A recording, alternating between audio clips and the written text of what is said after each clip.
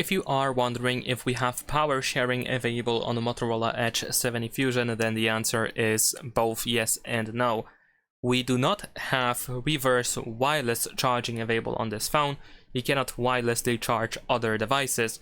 However, you can use the white method, so if you have a USB cable that fits both your phone and another device that you want to charge, then you should be able to connect both devices together and you should be able to charge that other device.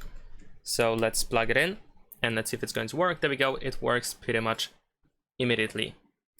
Of course, there is also a chance, especially if you connect two smartphones together, that your Motorola is going to be charged instead of charging. So in that case, you can go to notifications and you need to find an Android notification over here where we have charging this device via USB.